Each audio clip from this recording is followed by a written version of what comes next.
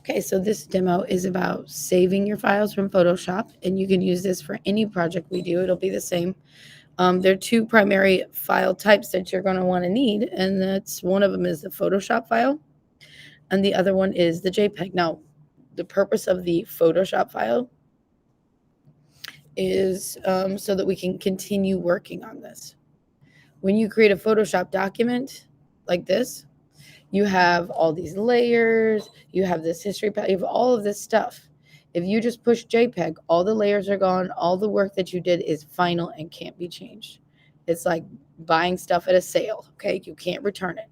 So I would always, since you've got infinite space, save both the Photoshop file and a version of the JPEG file. What's the purpose of the JPEG file? The JPEG file is readable by almost anything. You can look at it on your phone, you can post it on social media, you can look at it on a Chromebook, you can do anything you like. It also is much, much smaller, doesn't take up so much space. Additionally, the JPEG file is what you're going to turn in when you turn in things to the critique and when you insert things into your journal. I don't believe your journal will accept a Photoshop file, and I don't believe that your media folder will accept one either. In fact, Photoshop files, they will only open on Photoshop or related programs. So, anywho, let's do both. So you're gonna go to File, Save As, and then give it a name.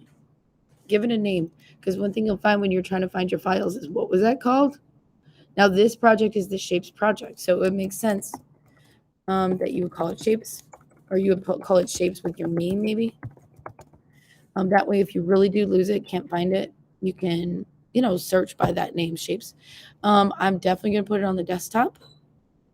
And then you're going to need to drag that into your actual folder, the folder that you're going to keep all your projects on that we talked about earlier in the class. If you don't know about that, ask me or read the Getting Started on Your Mac document to remind you. But yes, you need a folder. So I'm going to push Shapes McDonald. You can see it says .psd desktop. If you pick applications, documents, downloads, it could be really confusing.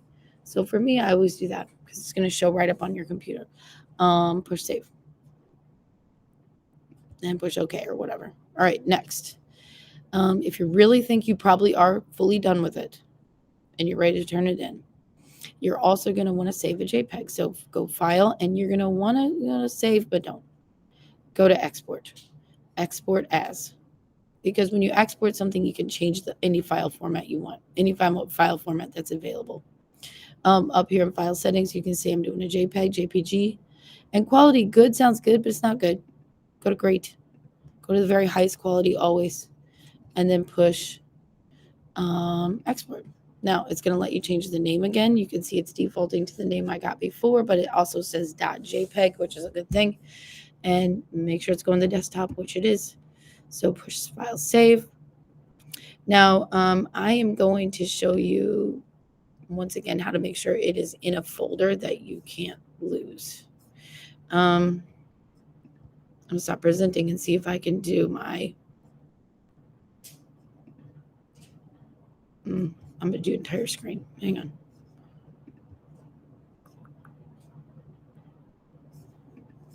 Will I get infinity? Maybe.